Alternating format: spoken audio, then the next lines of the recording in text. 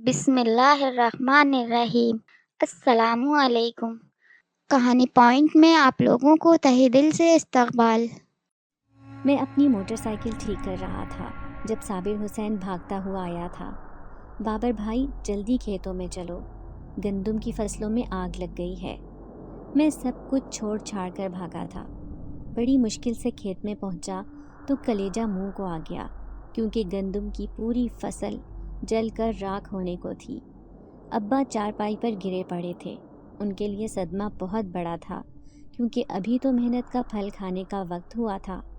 ایسے میں اتنے بڑے حادثے کا ہو جانا، یہ ہمارا بہت بڑا نقصان تھا۔ سارے گاؤں والے جمع ہو گئے تھے، ہر کوئی فصلوں کو بچانے کی بھرپور کوشش کر رہا تھا، کیونکہ آگ پھیلتی ہی جا رہی تھی۔ میں ابا کو کھڑے ہو کر تسلی دینے لگا، لیکن ایسے لگتا تھا کہ ابا کو اس حادثے سے سنبھلنے میں بہت وقت لگے گا۔ میں آگے بڑھ کر جلی ہوئی راکھ کو دیکھ رہا تھا۔ اچانک ہی ایک درخت کے پاس گری ہوئی میں نے ایک لڑکی کو دیکھا۔ گلابی رنگ کا لباس پہنے بے ہوش وہ اس درخت کے پاس پڑی تھی۔ میں گھبرا گیا۔ جیسے ہی میں نے اسے ہلانے کی کوشش کی تو حیران ہو گیا۔ بھلا کی حسین، لمبے لمبے بالوں والی لڑکی، وہ ایک انتہائی خوبصورت دوشیزہ تھی۔ یہ چہرہ میرے لیے انجانا تھا۔ تھوڑی دیر میں سب لوگ اس کے ارد گرد جمع ہو گئے۔ ابھی تک اسے ہوش بھی نہیں آیا تھا۔ پھر گاؤں کی 2-3 عورتوں نے مل کر اسے ہوش میں لانے کی کوشش کی۔ وہ ہوش میں تو آ گئی تھی، لیکن چاروں طرف آنکھیں پھاڑ پھاڑ کر دیکھنے لگی۔ ایسے لگتا جیسے کسی نئی دنیا میں آ گئی ہو۔ پھر وہ لڑکی روتے ہوئے کہنے لگی کہ میرے خاندان کو بچاؤ، کہیں وہ اس آگ کی زد میں نہ آ گئے ہوں۔ سارے گاؤں والے اسے حیرت سے دیکھ رہے تھے، کیونکہ وہ اجنبی معلوم ہوتی تھی۔ تبھی ایک عورت آگے بڑھی اور کہنے لگی، بیٹا کون ہو تم اور کہاں رہتی ہو؟ تمہارا خاندان کہاں ہے؟ اب وہ سب کی شکل دیکھتے ہوئے بالکل خاموش ہو گئی تھی، جیسے اسے سب کچھ سمجھ آ گیا ہو۔ بس دونوں ہاتھوں میں منہ چھپا کر روتی رہی۔ کسی کے بھی سوال کا اس نے کوئی جواب نہ دیا تھا۔ سارے ہی گاؤں والے ابا کے پاس افسوس کرنے آ رہے تھے، کیونکہ ان کی پکی پکائی فصل جل کر تباہ و برباد ہو گئی تھی۔ میں نہیں چاہتا تھا کہ بار بار لوگ ان کے آگے یہ باتیں دہرائیں اور ان کا صدمہ پھر سے تازہ ہو جائے۔ بڑی مشکل سے انہیں گھر جانے کے لیے مناتا رہا، لیکن وہ آنسو بھری آنکھیں لیے اپنی جلی ہوئی فصل کو دیکھ رہے تھے۔ کئی میل ایکڑ پر پھیلی گندم کی فصل جل کر راکھ ہو گئی تھی، لیکن اب سوائے افسوس کے اور کیا بھی کیا جا سکتا تھا۔ میں زبردستی ابا سے کہنے لگا کہ گھر چلو، شام کے سائے تیزی سے پھیل رہے تھے۔ تبھی دور سے اماں گھبرائی ہوئی چلی آئیں۔ آج وہ دوسرے گاؤں اپنی بہن سے ملنے گئی تھیں۔ لگتا تھا کہ گھر آتے ہی بہنوں نے اسے بتا دیا ہوگا کہ آج اتنا بڑا نقصان ہو گیا ہے۔ جبھی تو روتی پیٹتی وہ دوڑتی چلی آ رہی تھی۔ اب میں ان دونوں کو لے کر گھر جانے لگا، تبھی میری نظر درخت کے نیچے بیٹھی اجڑی صورت والی لڑکی پر پڑی۔ وہ لڑکی مجھے بالکل انجان اور اجنبی لگتی تھی۔ آہستہ آہستہ کر کے سبھی اپنے اپنے گھر جا چکے تھے۔ صرف ابا اور اماں ہی درخت کے نیچے بچھی چارپائی پر بیٹھے اپنی جلی ہوئی فصل کی راکھ کو دیکھ رہے تھے۔ اب اماں بھی ابا کو حوصلہ دیتے ہوئے گھر کو جانے کا کہہ رہی تھی۔ میں افسوس بھری نظروں سے اس لڑکی کو دیکھے جا رہا تھا، جو نہ جانے کیوں بہت معصوم اور غمزدہ دکھائی دے رہی تھی۔ اب اماں ابا کو حوصلہ دیتے ہوئے گھر کی طرف لے کر جا رہی تھی۔ تبھی میں اس لڑکی کے پاس گیا۔ میں اس سے کہنے لگا کہ اگر تم اکیلی ہو، لاوارث ہو، تو میرے ساتھ میرے گھر چلو۔ اتنا اندھیرا ہو گیا ہے، اپنے گھر کیوں نہیں جاتی؟ وہ روتے ہوئے کہنے لگی، کیونکہ میرا سب کچھ تباہ ہو گیا ہے۔ وہاں اس جگہ پر ہمارا ٹھکانہ تھا، اب کچھ بھی نہیں رہا۔ اس نے ہاتھ کے اشارے سے مجھے کچھ بتانے کی کوشش کی تھی۔ مجھے اس کی ذہنی حالت پر کچھ شبہ سا ہوا۔ پھر میرے بار بار کہنے پر بالآخر وہ میرے ساتھ گھر جانے پر تیار ہو گئی تھی۔ گھر جانے سے پہلے میں نے آخری نظر اپنے کھیتوں پر ڈالی تھی، جو بالکل خاک ہو گئے تھے۔ لیکن مجھے مایوس نہیں ہونا، اماں اور ابا کا حوصلہ بننا ہے، یہی سوچ کر میں اپنے دل کو سنبھالتا گھر کی طرف جا رہا تھا۔ میرا نام بابر احمد ہے۔ میں اپنے باپ کا اکلوتا بیٹا تھا۔ ہم ایک بہت بڑے گاؤں میں رہتے تھے، جہاں کی ہریالی اور سرسبز و شاداب کھیت ہی اس کی پہچان تھے۔ ابا کو دادا کی جائیداد میں سے کئی ایکڑوں پر مشتمل زمین حصے میں ملی تھی۔ گاؤں میں ہمارا ایک بڑا گھر تھا۔ ہمارے گھر کے حالات بہت اچھے تھے۔ ہر سال ہم اپنی زمینوں میں فصلیں اگاتے ہیں، پھر فصل کی کٹائی پر ان سے اچھا خاصا منافع حاصل کر لیتے ہیں۔ میں بھی شہر کی بڑی یونیورسٹی سے تعلیم حاصل کر کے آیا تھا۔ بہت پہلے ہی میں نے فیصلہ کر لیا تھا کہ جس طرح ابا محنت کر کے اپنی زمینوں کی دیکھ بھال کرتے ہیں، اسی طرح مجھے ان کا ہاتھ بٹانا ہے، ان کا بازو بننا ہے۔ جیسے ہی تعلیم مکمل ہوئی تو میں گاؤں واپس آ گیا۔ حالانکہ اگر ڈگری لے کر میں کسی بھی انٹرنیشنل کمپنی میں نوکری کے لیے جاتا تو ہاتھوں ہاتھ مجھے وہ نوکری مل جاتی، لیکن پھر بھی مجھے اپنے گاؤں سے بہت محبت تھی، کیونکہ وہاں پر ہمارے دادا پردادا کی پرانی زمینیں تھیں۔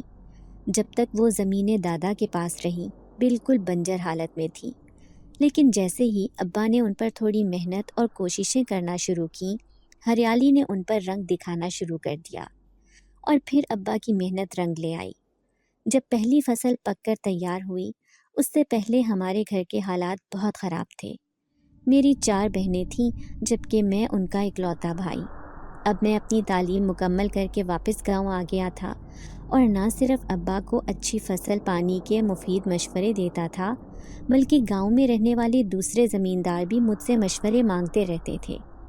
میں اکثر ابا کو آدھی رات کو اٹھ کر کھیتوں میں جاتے ہوئے دیکھتا تھا۔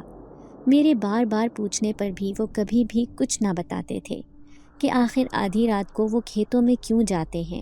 نہ تو ان کے ساتھ کوئی زمینوں پر کام کرنے والا ملازم ہوتا تھا، اور نہ ہی کبھی انہوں نے مجھے کہا کہ تم بھی میرے ساتھ چلو۔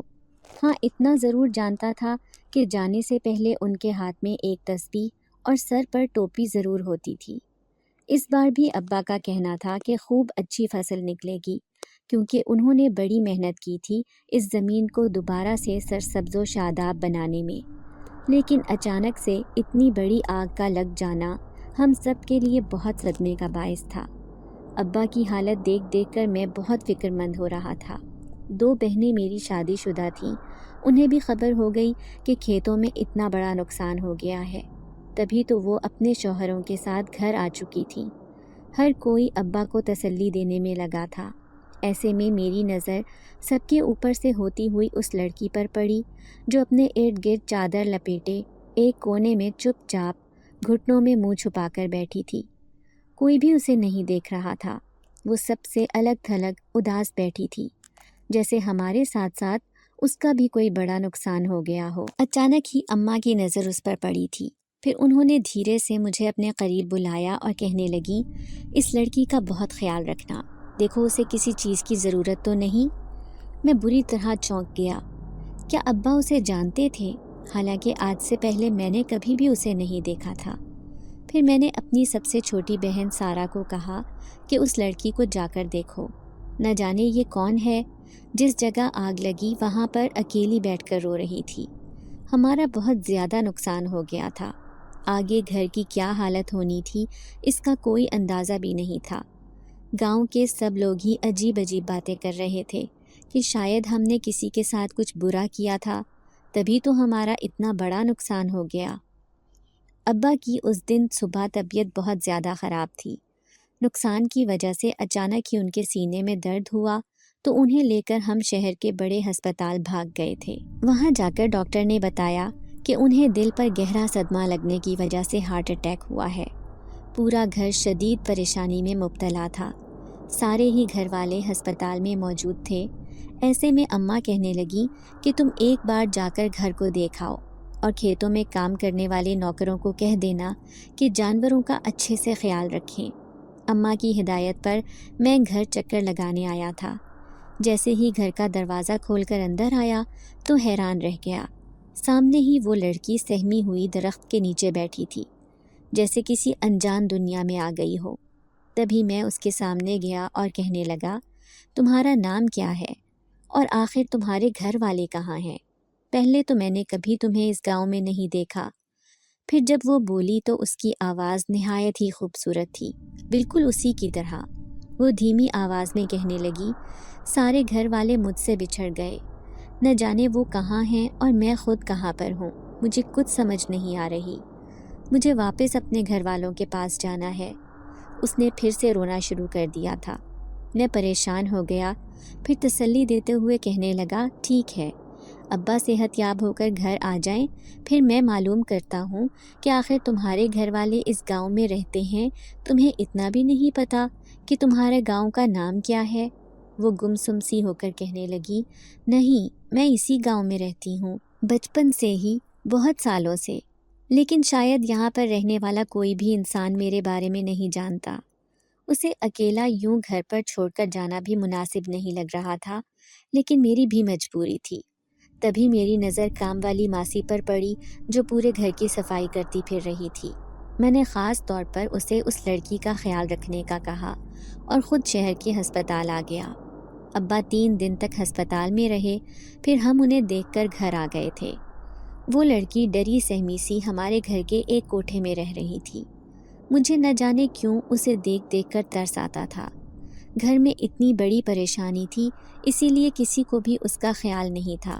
پھر ایک رات میں چونک گیا جب میں نے دروازے سے کسی کو باہر جاتے ہوئے دیکھا، لیکن کالی چادر میں لپٹا وجود کسی لڑکی کا ہی تھا۔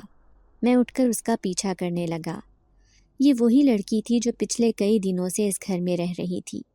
نہ جانے وہ کہاں جا رہی تھی۔ میں چپکے چپکے اس کے پیچھے جانے لگا۔ آگے جا کر میں حیران رہ گیا۔ وہ تو انہی کھیتوں کی طرف جا رہی تھی جو ہمارے کھیت تھے اور کچھ دن پہلے ہی جل کر راکھ ہو چکے تھے۔ آخر یہ لڑکی وہاں پر کیوں جا رہی تھی؟ یہی بات مجھے پریشان کر رہی تھی۔ پھر میں نے دیکھا وہ ایک درخت کے نیچے جا بیٹھی تھی۔ زور زور سے آوازیں لگا کر وہ کسی کو پکارنے لگی۔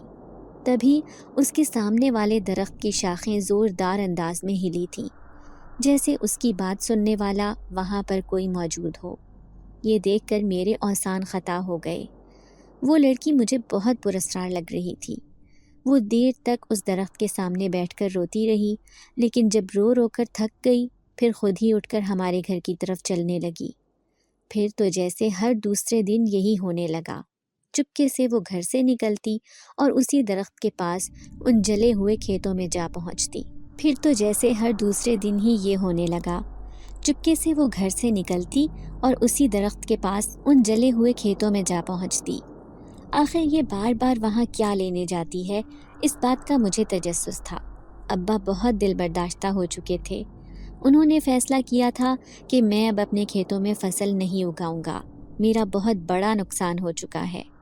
میں انہیں بار بار سمجھانے کی کوشش کر رہا تھا کہ جو ہونا تھا وہ ہو چکا ہے، اب ہمیں اپنی زندگی کا نئے سرے سے آغاز کرنا چاہیے۔ لیکن ابا کے چہرے پر ایک مایوسی تھی۔ پھر اچانک ہی جیسے انہیں کچھ یاد آیا تھا، مجھے سرگوشی میں کہنے لگے، وہ لڑکی کہاں ہے؟ میں اس سے کچھ بات کرنا چاہتا ہوں۔ جیسے ہی وہ لڑکی ابا کے سامنے آئی تو انہوں نے سب کو باہر جانے کو کہہ دیا۔ اماں بھی حیران پریشان رہ گئیں، ساتھ ہی چھوٹی بہنیں بھی۔ میں بھی اٹھ کر باہر آ گیا تھا، لیکن دل میں تجسس تھا کہ آخر ابا اس لڑکی سے کیا باتیں کر رہے ہیں۔ میں دروازے سے گفتگو سننے کی کوشش کر رہا تھا، لیکن کچھ بھی نہ سنائی دیا۔ تھوڑی دیر بعد ہی وہ لڑکی باہر آئی تھی۔ اس کے چہرے پر اطمینان، لیکن گالوں پر آنسوؤں کے نشان تھے۔ مجھ سے رہا نہ گیا اور ابا سے پوچھ ہی بیٹھا کہ آخر یہ لڑکی کون ہے اور اس دن یہ کھیتوں میں کیا کر رہی تھی۔ ابا کسی گہری سوچ میں ڈوب گئے تھے، پھر کہنے لگے، یہ لڑکی کسی کی امانت ہے، جب بھی کبھی اس کے گھر والے آئیں گے تو میں بحفاظت اسے ان کے حوالے کر دوں گا۔ یہ ایک گہرے راز کی بات ہے، میں ہر کسی کو نہیں بتا سکتا۔ انہوں نے صاف مجھے ٹال دیا۔ پھر کچھ دن گزرے تھے، میں اماں سے کہنے لگا کہ مجھے وہ زیورات چاہیے جو آپ نے دونوں چھوٹی بہنوں کی شادیوں کے لیے رکھے ہیں۔ اماں کہنے لگی، وہ تو میں نے پائی پائی جوڑ کر جمع کیا ہے، ایسے کیسے تمہیں دے دوں؟ تو میں کہنے لگا، اللہ کا نام لے کر آپ مجھے وہ زیورات دے دیں۔ اگر اللہ کا حکم ہوا تو جلد ہی ہماری زمینیں سونا اگلنے لگیں گی اور حالات پھر سے اچھے ہو جائیں گے۔ میرے اچھی امیدیں دلانے پر آخر کار اماں نے وہ سارے زیورات مجھے دے دیے تھے۔ میں اپنی زمینوں پر دوبارہ محنت کرنا چاہتا تھا۔ ایک بار پوری فصل جل کر راکھ ہو چکی تھی۔ اس کا نقصان پورا کرنا تو ناممکن تھا، لیکن پھر بھی ہمت اور حوصلے سے ان کھیتوں کو دوبارہ سرسبز و شاداب کیا جا سکتا تھا۔ پھر میں نئی فصل کا سارا بیج لے آیا اور اس دن خود ہی ٹریکٹر ٹرالی لے کر کھیتوں میں ہل چلا رہا تھا۔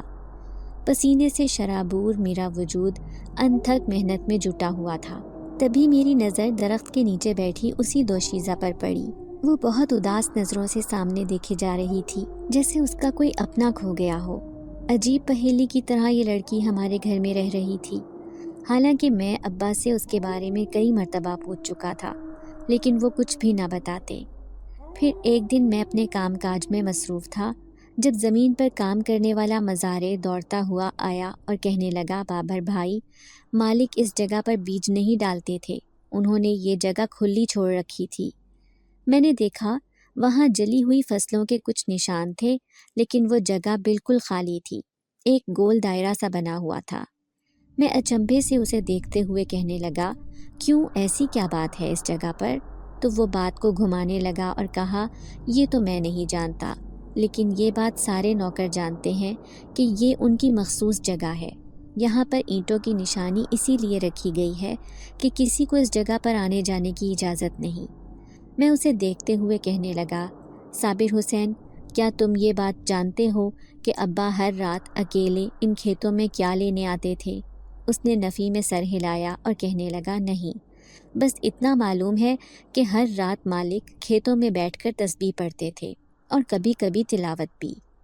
میں ابا کی شخصیت کے اس راز سے واقف نہیں تھا، ایسے میں مجھے صابر حسین کے منہ سے یہ بات سن کر اچھا لگا۔ تبھی میں نے اس لڑکی کی طرف اشارہ کیا اور کہنے لگا، اچھا، کیا ابا کے ساتھ تم نے کبھی اس لڑکی کو کسی دوسرے گاؤں سے آتے جاتے دیکھا ہے؟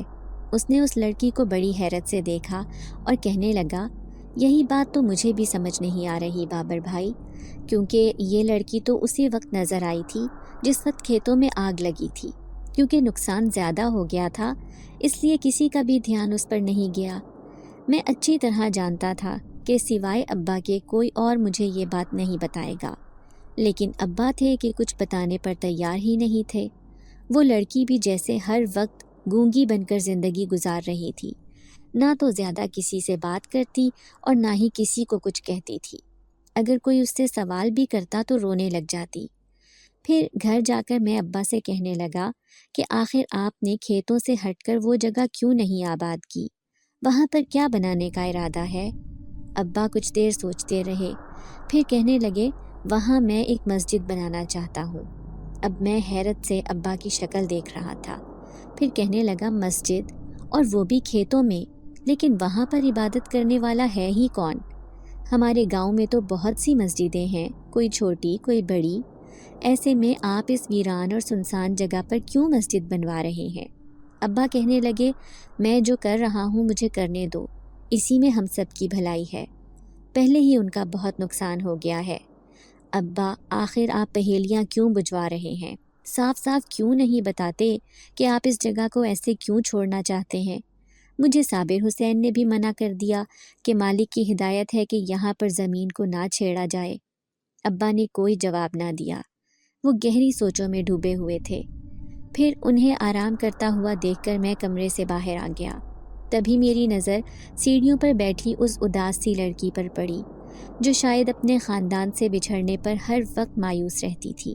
تبھی میں نے چھوٹی بہن سارا سے کہا کہ تم اس کا خیال رکھا کرو، 2-4 باتیں کر لیا کرو تاکہ اس کے دل کا بوجھ ہلکا ہو جائے۔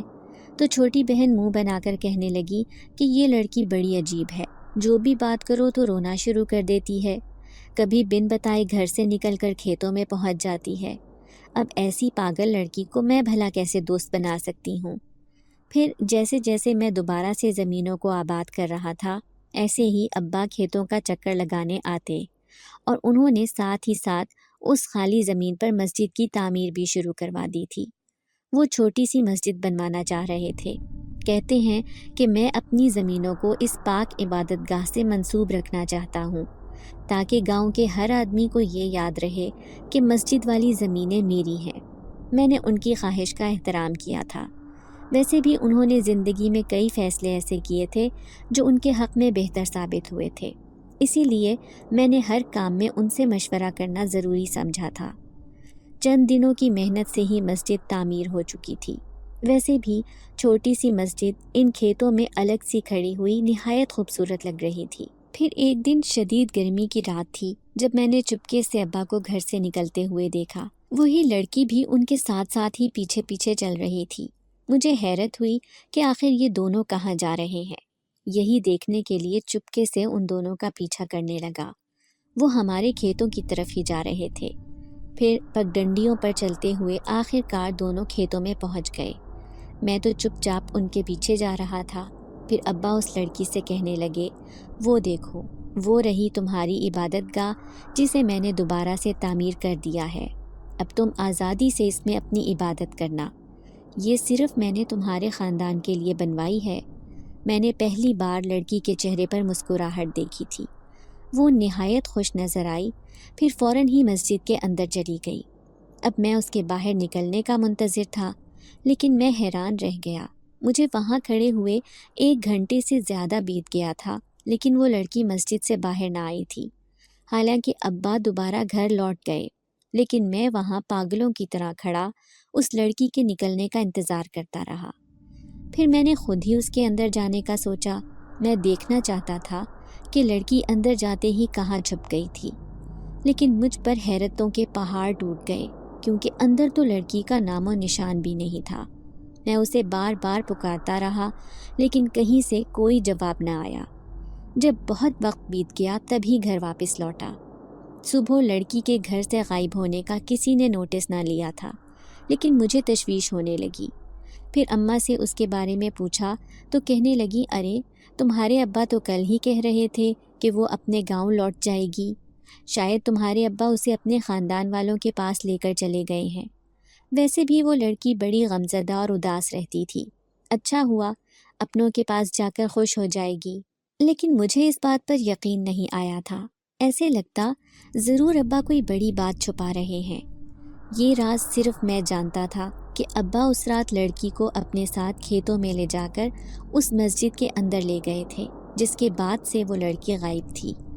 ابا کے چہرے پر ایک اطمینان کی کیفیت تھی، لیکن میں بہت کچھ جاننا چاہتا تھا، لیکن ہمت ہی نہ کر پایا۔ سوچتا کہ کہیں ابا مجھ سے اس بات پر ناراض نہ ہو جائیں کہ میں چوری چھپے ہر وقت ان کی جاسوسی کرتا رہتا ہوں۔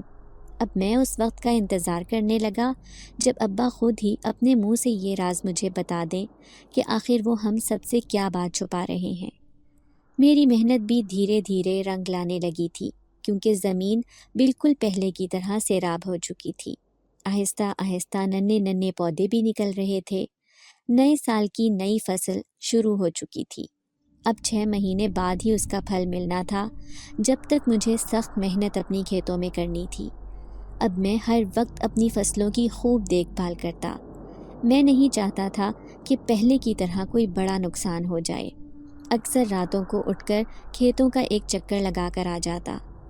اس دن بھی میں آدھی رات کو فصلوں پر آیا ہوا تھا جب اچانک ہی مجھے اس مسجد سے تلاوت کی آواز سنائی دی۔ میں حیران تھا کہ اس وقت مسجد کے اندر کون ہے۔ یہی دیکھنے کے لیے جو ہی میں اندر گیا تو حیران رہ گیا۔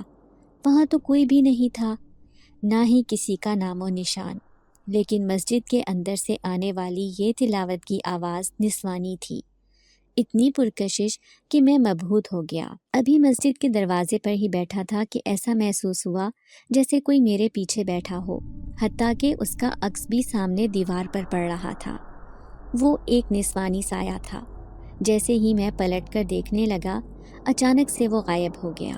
مجھے یقین ہو گیا کہ میرے علاوہ بھی یہاں پر کوئی اور موجود ہے۔ اس دن وہ خوبصورت لڑکی بھی ابا کے ساتھ اس مسجد کے اندر گئی تو پھر باہر نہ نکلی تھی۔ نہ جانے ایسی کیا پہیلی تھی جس سے میں انجان تھا۔ پھر تو جیسے ہر دوسرے دن مجھے اس مسجد سے عجیب و غریب آوازیں آنے لگتیں۔ ایسے لگتا جیسے 3-4 لڑکیاں مل کر قرآن پاک پڑھ رہی ہیں، یا پھر کسی کے چلنے کی آواز میں اپنے کانوں سے سنتا تھا۔ پھر ایک دن رہا نہ گیا اور ابا سے کہنے لگا، آخر اس لڑکی کو لے کر آپ مسجد کے سامنے کیوں گئے تھے؟ اس دن کے بعد سے وہ دوبارہ آئی بھی نہیں۔ کیا اس مسجد میں رات کو جنات وغیرہ آتے ہیں؟ کیونکہ اکثر میں ان کی آوازیں سنتا ہوں۔ عجیب و غریب تشویش سے میں انہیں دیکھے جا رہا تھا، لیکن ابا خاموش تھے۔ پھر کہنے لگے، ہاں یہی تو بات ہے بیٹا جو میں اپنے دل میں چھپا کر بیٹھا ہوں۔ یہ بات اس گاؤں میں رہنے والے کسی شخص کو بھی معلوم نہیں کہ ہماری بنجر زمینیں کیسے آباد ہوئی تھیں، وہ زمینیں جس پر تمہارے پردادا نے بھی امید چھوڑ دی تھی کہ یہاں پر کوئی فصل، پھول، پودا کبھی اگ سکے گا۔ ہم اس گاؤں کے رہنے والے سب سے غریب لوگ تھے، کیونکہ ہمارا گاؤں بہت بڑا تھا اور یہاں کی زمینیں ہر سال لاکھوں کی فصل لیتی تھیں۔ گاؤں میں رہنے والا ہر وڈیرا اس بات پر فخر کرتا تھا کہ ہماری زمینیں سونا اگلتی ہیں، لیکن تمہارے دادا بہت مایوس ہو چکے تھے۔ انہیں زمینوں سے جو حصہ ملا تھا اس پر لاکھوں دفعہ کھدائی کرنے کے باوجود بھی کچھ حاصل نہ ہوا تھا۔ سب کا کہنا تھا کہ یہ بنجر زمین ہے، اس پر کبھی فصل نہیں اگے گی۔ لیکن جیسے ہی وہ زمین میرے پاس آئی تو میں اس پر محنت کرنے لگا۔ ایک رات میں ایسے ہی مایوس اور اداس ایک درخت کے نیچے بیٹھا تھا جب میں نے زمین پر بنا ہوا ایک گول دائرہ دیکھا۔ یہ بہت بڑا اور عجیب سا تھا، ایسے لگتا جیسے کسی نے اسے اپنے ہاتھوں سے بنا رکھا ہو۔ مجھے کچھ پریشانی ہوئی، بھلا ایسا گول دائرہ ہماری زمینوں میں ہی کیوں بنا رکھا ہے؟ لیکن اچانک ہی وہاں کسی کے چلنے کی آواز سنائی دینے لگی۔ چاند کی روشنی میں وہ مٹی پر چھپے پاؤں مجھے آج تک یاد ہیں۔ ان کا پنجہ بڑا عجیب و غریب تھا۔ میں سوچنے لگا کہ یہ کسی انسان کے پاؤں کی طرح ہی ہیں، لیکن تھے وہ نسوانی پاؤں۔ اب خوف بھی محسوس ہوا، کیونکہ آدھی رات کو میں جنگل میں اکیلا بیٹھا تھا۔ ڈر بھی لگا کہ کہیں کوئی چڑیل یا بھوتنی وغیرہ تو اس جگہ پر موجود نہیں۔ اگر ایسا ہے تو شاید اسی وجہ سے آج تک ہماری زمینیں بنجر ہیں۔ پھر ایک دو دفعہ نہیں، مسلسل 3 راتوں سے میں یہاں آنے لگا تھا، اور تینوں راتوں میں ہی مجھے ان کی موجودگی محسوس ہوئی۔ ایک رات مجھے قرآن پاک پڑھنے کی آواز سنائی دی تو میں سمجھ گیا کہ یہاں رہنے والے نیک جنات ہیں۔ ضرور یہاں پر ایسی مخلوق رہتی ہے جو سب سے پوشیدہ ہو کر اللہ کی عبادت کر رہی ہے۔ اب میں بھی روزانہ یہاں بیٹھ کر اللہ کو یاد کرتا رہتا، اور ایک دن بلند آواز سے کہنے لگا، جو بھی مخلوق یہاں رہتی ہے میں اسے ہرگز ستانے نہیں آیا۔ اگر میرے سامنے آنا چاہتے ہو تو آ جاؤ، میں جانتا ہوں کہ تم بھی اللہ کی نیک مخلوق ہو۔ تھوڑی ہی دیر میں عجیب سی ہلچل ہوئی تھی۔ سامنے موجود درخت سے ایسی آوازیں آنے لگیں جیسے کسی نے میری بات کا جواب دیا ہو۔ اب میں تھوڑا گھبرایا، لیکن پورا یقین ہو گیا کہ یہاں پر اللہ کی کوئی مخلوق آباد ہے۔ تبھی دور درخت کے پیچھے سے ایک عورت چلتی ہوئی میرے سامنے آئی تھی۔ اس کا عجیب و غریب حلیہ، نقاب میں چھپی سفید آنکھیں، میں دل ہی دل میں اللہ کو یاد کرنے لگا، حالانکہ میرا وجود خوف سے تھر تھر کانپ رہا تھا۔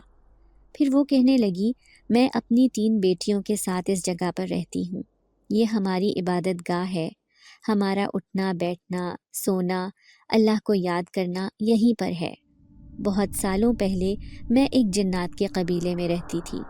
وہاں پر سارے ہی ہندو جنات رہتے تھے، لیکن میں ایک مسلمان جن ذات کی بیوی تھی، اس لیے انہوں نے میرا رہنا دشوار کر دیا، تو میں اپنا قبیلہ چھوڑ کر شوہر کے مرنے کے بعد یہاں پر آ کر رہنے لگی ہوں۔ یہیں پر میں نے اپنا گھر بنا رکھا ہے، ساتھ ہی ایک چھوٹی سی مسجد بھی، کیونکہ میری خواہش تھی کہ جہاں پر بھی میرا گھر ہوگا وہاں پر میں اپنی عبادت گاہ ضرور بناؤں گی، جہاں پر میں اور میری بیٹیاں اللہ کو یاد کر سکیں۔ ہمیں یہاں کسی کی موجودگی پسند نہیں، جبھی تو تمہارا آنا بھی اچھا نہیں لگتا۔ ایسا لگتا ہے تم ہمیں کوئی نقصان پہنچا دو گے۔ میں بڑے غور سے اس کی باتیں سن رہا تھا۔ اس کی سفید آنکھیں مسلسل مجھے دیکھے جا رہی تھیں۔ پھر میں ہمت کر کے کہنے لگا، تم اللہ کی بنائی ہوئی ایک مخلوق ہو، میں تمہیں ہرگز تنگ نہیں کروں گا، لیکن بس میرے لیے دعا کرنا کہ میری زمینیں بھی سیراب ہو جائیں، ان سے بھی سونا اگ لے۔ میں ان پر بہت محنت کر رہا ہوں۔ اگر میری زمین سیراب ہو گئی اور یہ اچھی فصل دینے لگیں گی تو میں تمہارے لیے ضرور اس جگہ پر ایک بڑی مسجد تعمیر کرواؤں گا۔ میری بات سن کر اس کے چہرے پر خوشی کی ایک لہر دوڑ گئی تھی۔ پھر وہ کہنے لگی، ٹھیک ہے، میں عبادت کرتے وقت ضرور تمہارے لیے اللہ سے دعا کروں گی کہ وہ تمہارے لیے آسانیاں کریں، تمہاری زمینیں ایک دن ضرور سونا اگلیں گی۔ یہ کہتے ہی وہ میرے سامنے سے غائب ہو گئی۔ اب تو جیسے ہر دوسرے دن ہی میرے ساتھ کچھ عجیب و غریب ہونے لگا تھا۔ میں جب بھی صبح اپنی زمینوں پر جاتا تو وہ کئی فٹ تک کھدی ہوئی ہوتی، ایسے لگتا جیسے رات بھر کوئی ان پر محنت کرتا ہے۔ آخر میں نے اس کھودی ہوئی زمین میں بیج ڈالنا شروع کر دیا، اور میں اس دن کو کبھی نہیں بھول سکتا جب میری محنت رنگ لانے لگی۔ دھیرے دھیرے ان ننھے بیجوں سے پودے اگنا شروع ہو گئے تھے۔ وہ سال میرے لیے ڈھیروں خوشیاں لے کر آیا، کیونکہ اس سال میری بنجر زمین نے پھل دینا شروع کر دیا تھا۔ پورا گاؤں حیران تھا۔ بڑے سے بڑا وڈیرا اور زمیندار جو زمینوں کے بارے میں اچھی معلومات رکھتے تھے، وہ بھی اس بات سے حیران تھے کہ آخر بنجر زمین کیسے سیراب ہو کر آج سونا اگل رہی ہے۔ یوں ہمارے گھر میں دھیرے دھیرے خوشحالی آنے لگی، لیکن میں نے ان جن زادیوں کے گھر کا وہ مخصوص حصہ کبھی بھی نہیں چھیڑا تھا۔ حالانکہ زمینوں میں کام کرنے والے میرے مزارے مجھے اس بات پر اکساتے تھے کہ آپ نے اچھا خاصا زمین کا حصہ یوں ہی چھوڑ رکھا ہے، وہاں پر بھی بیج بو کر آپ اچھی خاصی فصل حاصل کر سکتے ہیں، لیکن میں نے کسی کی بات نہ مانی۔ میں اس بات کا راز کسی کو نہیں بتانا چاہتا تھا۔ میں ایسے ہی ان جن زادیوں سے اپنی زمین کو آباد رکھنا چاہتا تھا۔ یوں کئی سال گزر گئے، لیکن میں ان کی ایک اہم بات بھول گیا تھا۔ میں اچھی طرح جانتا تھا کہ میں نے ان سے ایک وعدہ کیا تھا۔ اب میرے بچے بھی جوان ہو چکے تھے، تو بیٹیوں کی شادی میں نے عالی شان گھروں میں کر دی۔ تمہیں بھی پڑھا لکھا کر شہر میں اچھی تعلیم دلوائی تھی، لیکن تمہاری دلچسپی زمینوں میں دیکھ کر مجھے بہت خوشی ہوئی تھی۔ میں چاہتا تھا کہ تم بھی میری ہی طرح اپنے کھیتوں کو سیراب کرتے رہو اور اپنے گھر کی خوشحالی میں حصہ ادا کرو۔ لیکن ایک دن جب آگ لگنے کی خبر نے مجھے بدحواس کر دیا، سمجھ ہی نہیں آئی تھی کہ آخر ایسا کیا ہوا کہ میری سونا اگلتی زمینیں پل بھر میں جل کر راکھ ہو گئی تھیں۔ ابھی تو پھل پانے کا وقت تھا۔ یہ صدمہ میرے لیے بہت بڑا تھا، لیکن اچانک ہی میری نظر اس روتی ہوئی معصوم لڑکی پر پڑی۔ وہ انجان لڑکی تو وہاں اداس بیٹھی تھی، لیکن اس کی آنکھیں مجھے بہت کچھ کہہ رہی تھیں۔ میں اس رات اپنے سامنے آنے والی اس جن زادی کو نہیں بھولا تھا۔ اس لڑکی کی آنکھیں بھی بالکل اسی کے جیسی تھیں۔ اب پھر میں صدمے سے سر تھام کر رہ گیا، کہیں انہیں کچھ نقصان نہ پہنچ گیا ہو۔ پھر ایک رات چپکے سے جب میں نے اس جن زادی سے پوچھا کہ اس کی ماں اور دوسری بہنیں کہاں گئیں، تو وہ کہنے لگی کہ آگ لگتے ہی ہم سب الگ الگ ہو گئے تھے۔ نہ جانے وہ زندہ بھی ہیں یا نہیں، میں ان کے بارے میں کچھ نہیں جانتی، لیکن اب میں اس بھری دنیا میں اکیلی رہ گئی ہوں۔ وہ ہر وقت روتی رہتی تھی۔ اسے دنیا کے انسانوں سے بہت خوف محسوس ہوتا تھا۔ ایسے میں اسے کہتا کہ میرے گھر میں رہتے ہوئے اسے کوئی نقصان نہیں پہنچائے گا۔ سب کی آنکھوں میں اس کے لیے سوالات تھے، لیکن پھر میں اپنا وعدہ پورا کرنا چاہتا تھا۔ اور پھر جیسے ہی حالات دوبارہ سے بہتر ہوئے، مجھے بھی جن زادی سے کیا ہوا وعدہ یاد آ گیا۔ تبھی تو میں نے اس جگہ پر مسجد تعمیر کروائی تھی اور اس جن زادی کو اسی میں چھوڑ دیا۔ آج بھی وہ بڑی شان و شوکت سے اسی میں رہ رہی ہے، لیکن اپنی ماں اور بہنوں کی یاد نے اسے ساری دنیا سے بیگانہ کر رکھا ہے۔ وہ یہ صدمہ بھول ہی نہیں پا رہی۔ اسے شک ہے کہ گاؤں کے ہی کسی آدمی نے زمینوں میں آگ لگائی تھی۔ وہ جان بوجھ کر تمہیں نقصان پہنچانا چاہتا تھا۔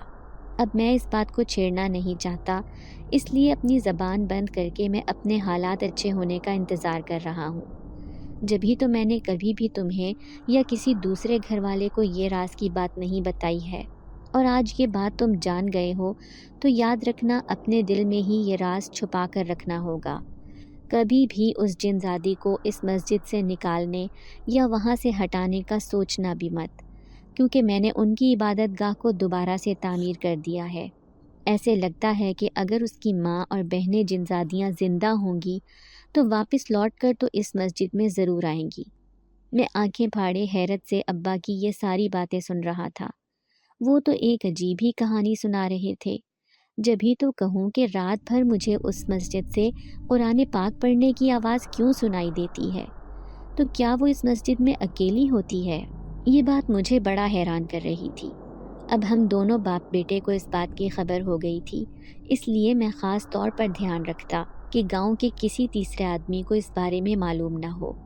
راتوں کو اٹھ کر جیسے ہی زمینوں میں چکر لگانے جاتا تو خود بخود میرے قدم مسجد کی طرف اٹھ جاتے۔ اب میں بھی وہاں ٹیک لگا کر بیٹھ جاتا۔ اندر سے آنے والی تلاوت کی آواز میرے اندر اس جن زادی کے لیے اور بھی عقیدت پیدا کر دیتی تھی۔ پھر دھیرے دھیرے میرا رجحان بھی مذہب کی طرف بڑھنے لگا۔ اب میں 5 وقت کی نماز پابندی سے پڑھنے لگا تھا۔ میں دیکھتا ابا تو شروع سے ہی نمازی تھے۔ وہ اکثر تہجد کی نماز بھی ادا کرتے تھے۔ میں دل سے دعا کرتا تھا کہ جلد ہی وہ اپنے خاندان سے مل جائے جو اکیلی تنہا اس مسجد میں رہ رہی ہے۔ جبھی تو وہ انسانوں کی دنیا میں آ کر اس قدر حیران پریشان تھی۔ گاؤں کا ایک آدمی بھی نہیں جانتا تھا کہ آخر میرے ابا نے اپنے کھیتوں میں یہ مسجد کیوں بنوا رکھی ہے۔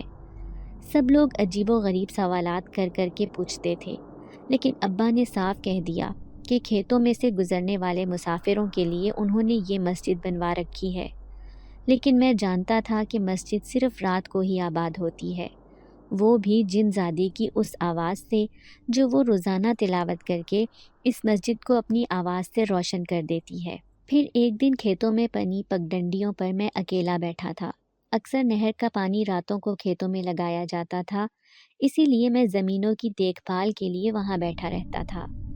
آج بھی اکیلا آدھی رات کو اس پگڈنڈی پر بیٹھا تھا جب مجھے عجیب سی خوشبو محسوس ہوئی تھی۔ میں آس پاس دیکھنے لگا۔ مجھ سے کچھ فاصلے پر ہی آگے ایک درخت کے نیچے اپنے ارد گرد بڑی سی چادر لیے ایک لڑکی بیٹھی تھی۔ اس کی سنہری آنکھیں چادر میں سے جھانک رہی تھیں۔ وہ مسلسل مجھے دیکھے جا رہی تھی۔ تبھی میرا وجود ہولے ہولے خوف سے کانپنے لگا۔ میں سمجھ گیا کہ اللہ کی وہی مخلوق ہے جو اس مسجد میں رہتی ہے۔ یہ وہی جن زادی تھی جو لڑکی کا روپ لیے میرے سامنے موجود تھی۔ پھر میں اسے کہنے لگا کہ میں تمہاری مدد کرنا چاہتا ہوں۔ آخر تمہارے خاندان کی باقی جن زادیاں کہاں پر ہوں گی؟ کیا انہیں تمہارے بارے میں کچھ خبر ہے؟ تبھی وہ بولی تو اس کا لہجہ بہت دلکش تھا۔ اداس لہجے میں کہنے لگی، میں بھی ان کے پاس جانا چاہتی ہوں۔ اسی انتظار میں دن رات اس جگہ پر رہ رہی ہوں کہ کبھی نہ کبھی وہ لوٹ کر یہاں پر ضرور آئیں گی، لیکن وہ اس وقت کہاں ہیں یہ تو میں نہیں جانتی۔ ہمارا جنات کا ایک بڑا قبیلہ ہے، لیکن وہاں پر رہنے والے سارے ہندو جنات ہیں۔ اگر وہ پناہ کی تلاش میں وہاں پر گئی بھی ہوں گی تو وہ ہندو جنات انہیں اپنے پاس قید کر لیں گے، پھر ان کا وہاں سے آنا ناممکن ہے۔ پھر میں نے ہمت کی اور اس سے کہنے لگا کہ آخر وہ قبیلہ کہاں آباد ہے، میں ہر حال میں ان کے پاس جانا چاہتا ہوں۔ تمہارے خاندان کو تم سے ملوانا بہت ضروری ہے، ورنہ نہ صرف تمہارا بلکہ ان کا رہنا بھی بہت مشکل ہو جائے گا۔ اب وہ حیران تھی، پھر کہنے لگی، کیا سچ میں ہی تم میری مدد کرو گے؟ میں نے ہاں میں سر ہلایا تو وہ کہنے لگی، ہمارا قبیلہ یہاں سے بہت دور پہاڑیوں کے پیچھے جو گھنا جنگل ہے وہاں پر آباد ہے، لیکن وہاں پر رہنے والے شیطان جنات تمہیں نقصان پہنچا دیں گے۔ لیکن میں اس سے کہنے لگا کہ فکر مت کرو، میں اکیلا ہرگز وہاں نہیں جاؤں گا، بلکہ اپنے ساتھ چند ایسی چیزیں لے کر جاؤں گا جس کی وجہ سے وہ شیطان جنات میرے قریب بھی نہیں آ سکیں گے۔ اب تو وہ بے تحاشا خوش ہو گئی، لیکن میں نے بھی دل میں پکا ارادہ کر لیا تھا کہ کچھ بھی ہو مجھے اس جن زادی کی مدد کرنی ہے۔ پھر اس دن میں اپنے کھیتوں میں اکیلا ہی بیٹھا تھا جب صابر حسین سامنے سے آتا ہوا دکھائی دیا۔ پھر میں نے اسے اپنے پاس بلایا اور کہنے لگا کہ یہاں اپنے گاؤں یا کسی دوسرے گاؤں میں کوئی عامل وغیرہ رہتا ہے؟ مجھے ایک ضروری کام ہے۔ تو صابر حسین کہنے لگا کہ بابر بھائی دوسرے گاؤں میں ایک بہت بڑا عامل ہے جو جادو ٹونے جنات وغیرہ ہر چیز کا علاج کرتا ہے۔ اب میں اس کے ساتھ ہی دوسرے گاؤں چلا گیا۔ وہ عامل کالے رنگ کے کپڑوں میں ملبوس آنکھیں بند کر کے کوئی عمل کر رہا تھا۔ اس کے سامنے ہی 2 عورتیں بیٹھی تھیں۔ میں دیکھ چکا تھا کہ ایک عورت کی طبیعت مسلسل خراب ہے، وہ سر جھکائے بیٹھی تھی، جبکہ دوسری عورت مسلسل عامل سے کہہ رہی تھی کہ اس عورت کو نہ جانے کیا مسئلہ ہو گیا ہے کہ یہ اپنے ہوش و حواس میں نہیں۔ پھر کافی رش ہونے کی وجہ سے میری باری بہت دیر میں آئی تھی۔ میں اس عامل کے سامنے بیٹھا اور کہنے لگا کہ میں ایک جگہ جانا چاہتا ہوں جس کے لیے مجھے آپ کی مدد چاہیے۔ میں نے اسے ساری بات بتائی تو وہ بڑا حیران ہوا، پھر کہنے لگا، دیکھ لو نوجوان، یہ بہت مشکل کام ہے، میں تمہیں وہ چند چیزیں تو دے دوں گا جن کی وجہ سے وہ شیطان جنات تمہارے قریب بھی نہیں آئیں گے، لیکن ان میں سے جن زادیوں کو وہاں سے نکال کر لانا بہت بڑی بات ہے۔ کیا تمہارے اندر اتنی ہمت ہے؟ پھر میں نے عامل کو یقین دلاتے ہوئے کہا کہ میں ارادہ کر چکا ہوں، اور جب ارادے نیک ہوں تو پھر کچھ بھی ناممکن نہیں۔ یوں اس عامل نے بھی میری مدد کرنے کا فیصلہ کر لیا، اور پھر میرے ہاتھ میں چند ایسی چیزیں رکھیں جنہیں پڑھنے سے کوئی بھی جنات مجھے نقصان نہیں پہنچا سکتا تھا۔ اب میں نے اپنے ساتھ صابر حسین کو لے جانے کا ہی فیصلہ کیا، اور ابا کو جھوٹ کہا کہ میں 3 دن کے لیے شہر جا رہا ہوں، وہ بھی ایک ضروری کام سے۔ جب میں گاؤں کے پیچھے بنی ہوئی دور پہاڑیوں پر پیدل ہی پیدل جانے لگا تو صابر حسین بڑا پریشان نظر آیا۔ وہ مسلسل مجھ سے پوچھ رہا تھا کہ میں کہاں جا رہا ہوں، لیکن میں نے اسے صاف کہہ دیا کہ خاموشی سے چلتے رہو، فکر مت کرو، تمہاری جان کی حفاظت کی ذمہ داری میرے اوپر ہے۔ اب میں نے پہاڑیاں تو پار کر لی تھیں، لیکن یہ گھنا جنگل پار کرنا اتنا آسان بھی نہیں تھا۔ اونچی نیچی جگہ، اوپر سے کانٹے دار جھاڑیاں، درخت کی شاخیں اس قدر گھنی تھیں زمین کو چھوتی ہوئی، ان سے نکل کر آگے جانے کا راستہ بھی ناممکن محسوس ہوتا تھا۔ بڑی مشکل سے اس جنگل کو پار کیا تھا، لیکن اچانک ہی ایک جگہ پر آ کر میں رک گیا۔ یہاں پر نہ تو کوئی کانٹے دار جھاڑیاں تھیں اور نہ ہی کوئی درخت، دور دور تک ایک بیابان سا جنگل معلوم ہوتا تھا۔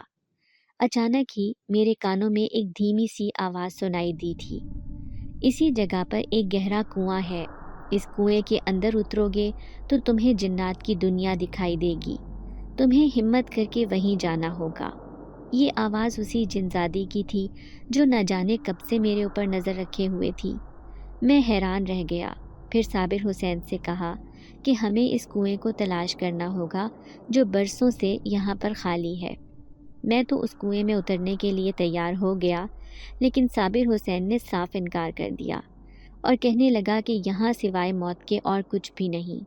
لیکن میں اسے تسلی دیتے ہوئے کہنے لگا کہ مریں گے تو ہم دونوں ساتھ ہی، اس لیے ہمت کرو اور میرے ساتھ اس کنویں میں اتر جاؤ۔ جیسے ہی ہم اس کنویں کے اندر گئے تو اندر جیسے ایک نئی دنیا آباد تھی۔ یہ ایک پورا قبیلہ تھا جہاں پر چلنے پھرنے والے ہیبت ناک اور خوفناک قسم کے اونچے لمبے چوڑے جنات ادھر ادھر گھوم رہے تھے۔ پہلے تو ایک جنزاد چیختا چلاتا میرے پاس آیا تھا، لیکن میں نے جو ہی اسے عامل کا دیا ہوا وہ پرچہ دکھایا تو وہ وہیں پر رک گیا۔ اس پر ایک ایسی تحریر لکھی تھی جو صرف وہی سمجھ سکتا تھا۔ عامل نے اس پرچے پر لکھ رکھا تھا کہ اگر مسلمان جنزادیوں کو اس نوجوان کے حوالے نہ کیا تو وہ اپنے پاس قید ہندو جنزادوں کو سمندر برد کر دے گا، اس کے بعد وہ کبھی بھی وہاں سے نہیں نکل سکیں گے۔ عامل نے پہلے ہی بتا دیا تھا کہ اس قبیلے کے کئی ہندو جنات ان کے قبضے میں ہیں، اگر انہوں نے مسلمان جنزادیوں کو چھوڑ دیا تو وہ ان ہندو جنات کو آزاد کر دے گا۔ یہ تحریر جب قبیلے کے سردار کے پاس پہنچی تو وہ سوچنے پر مجبور ہو گیا، پھر کہنے لگا ہمارا ہی ایک ہندو جنزاد بغاوت کر کے مسلمان ہوا تھا، پھر اس نے مسلمان جنزادی سے شادی کی تو ہمیں وہ اپنا دشمن محسوس ہوا، جبھی تو ہم نے اس کے خاندان کو یہاں پر نہیں رہنے دیا، لیکن جب وہ یہ قبیلہ چھوڑ کر چلے گئے تو ہم چاہتے تھے کہ وہ دوبارہ اسی قبیلے میں واپس آ جائیں، اور شاید میرے دل میں بھی اس بات کا غم تھا کہ ہمارا ایک ساتھی ہمیں چھوڑ کر دوسری دنیا میں چلا گیا تھا۔ پھر وہ مجھے دیکھتے ہوئے کہنے لگا کہ اگر سچ میں ہی وہ عامل ہمارے ہندو جنات کو آزاد کر دے گا تو تم ان جنزادیوں کو اپنے ساتھ لے کر جا سکتے ہو۔ تبھی اس کے ایک اشارہ کرنے پر 3 نقاب پوش جنزادیاں میرے سامنے آئی تھیں۔ ان کی آنکھیں دیکھ کر مجھے معلوم ہو گیا کہ یہ وہی ہے جو ہمارے کھیتوں میں بنی مسجد میں آباد تھی۔ پھر سردار کے کہنے پر آخر کار انہیں آزاد کر دیا گیا تھا۔ میں خوشی خوشی اس جنگل کے راستے سے انہیں واپس لے کر آ رہا تھا، لیکن صابر حسین کے لیے یہ سب دیکھنا بہت خوفناک تھا۔ وہ اس قدر خوف زدہ تھا کہ اس نے مجھ سے کوئی سوال بھی نہیں کیا۔ اب وہ تینوں جنزادیاں واپس اپنی دنیا میں آ گئی تھیں۔ ان کی عبادت گاہ جو ایک حادثے کی وجہ سے جل گئی تھی، لیکن آج پھر سے ان کی وجہ سے آباد ہو گئی تھی۔ پھر وہ چھوٹی جنزادی اپنی ماں سے کہنے لگی کہ اسی کی وجہ سے ہمارا خاندان پھر سے ایک ہو گیا ہے۔ نہ صرف ان کے والد بلکہ انہوں نے بھی ہماری بہت مدد کی ہے۔ پھر جنزادی کی ماں کہنے لگی، جس طرح تمہارے باپ نے اپنی جوانی میں خوشحالی پائی تھی، اب میں اللہ سے دعا کروں گی کہ تم بھی زندگی میں ایسی ہی کامیابی سمیٹو۔ تم ایک اچھے انسان ہو۔ میں اس کی اس دعا پر مسکرا دیا تھا۔ شاید دعا وہ قیمتی خزانہ ہوتی ہے جو کسی بھی انسان کو فرش سے اٹھا کر عرش پر پہنچا دیتی ہے۔ آج میں بڑی خوشی خوشی گھر لوٹا تھا۔ ابا کو بھی تو ایک اہم راز بتانا تھا کہ جنزادیاں واپس اپنی عبادت گاہ میں لوٹ آئی ہیں، لیکن اس سے پہلے میں عامل کے پاس جا کر اس سے کہنا چاہتا تھا کہ وہ اپنا وعدہ پورا کرے اور ان ہندو جنزاد کو آزاد کر دے جو میں اس سردار سے وعدہ کر کے آیا تھا، کیونکہ میں نہ صرف ایک اچھا انسان تھا بلکہ ایک ایسے خاندان کے ساتھ جڑا ہوا تھا جو ہر خوشی غمی میں ایک دوسرے کے ساتھ مل کر کھڑا ہوتا ہے، اور میں اپنے کسی بھی عمل سے کسی کو نقصان پہنچا کر اپنے لیے مصیبتیں کھڑی کرنا نہیں چاہتا تھا۔ جس طرح وہ جنزادیاں آج اپنے خاندان سے مل کر خوش ہوئی تھیں، اسی طرح وہ جنات بھی اپنے قبیلے میں واپس جا کر خوشی محسوس کریں گے۔ امید کرتے ہیں کہ آپ لوگوں کو آج کی ویڈیو پسند آئی ہوگی۔ ویڈیو کو لائک کریں اور روزانہ ایک ایسی ویڈیو سننے کے لیے ہمارے چینل کو سبسکرائب کریں۔ ملتے ہیں اگلی ویڈیو میں۔ اللہ حافظ۔